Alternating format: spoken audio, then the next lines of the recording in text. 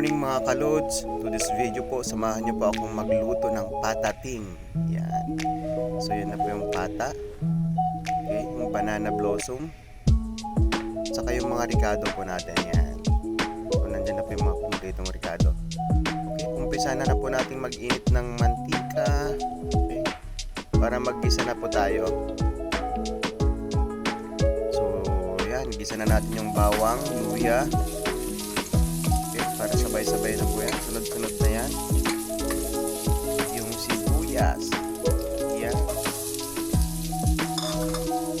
Tapos antayin na lang po natin na mag-caramelize. Pag nag-caramelize na po yan, sunod na po na rin po natin yung pata. Yan. Lagyan na natin yung pata. Kailangan po natin ilagay na yan at least gusto po kasing mag-isa muna yung pata. Lalabas yung katas niyan, yung lasa. Yan. Palalabasin po natin. Medyo magmahal ng konti. Okay. So yan po ang ginagawa ko.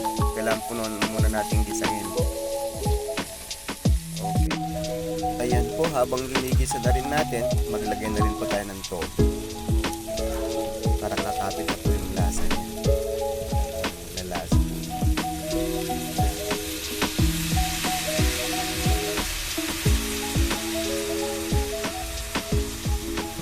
Maglalagay din po tayo ng buong paminta, whole peppercorn. Ayan po.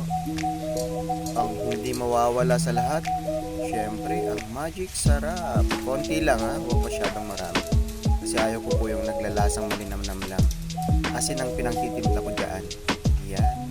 So asin po ang na talaga natin para ang linuluto nyo po, hindi yung malasang malasa, puro linamnam.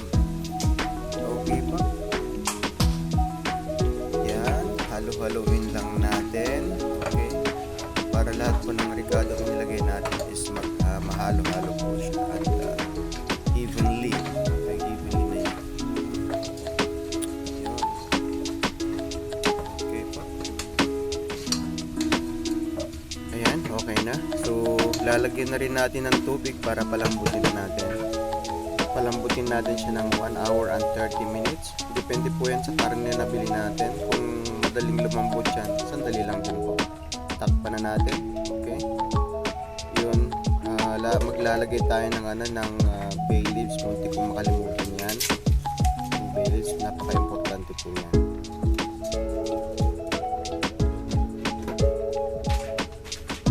Yan. Maglalagay din po tayo ng star anise. Ayan po. Okay.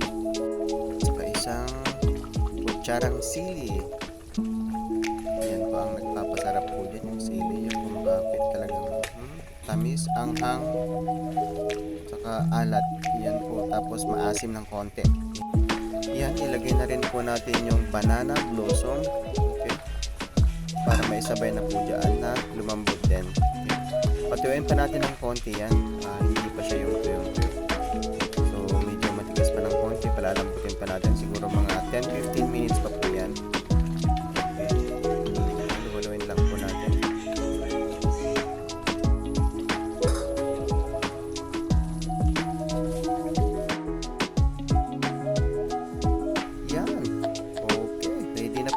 Malambot na, tuyong-tuyo na.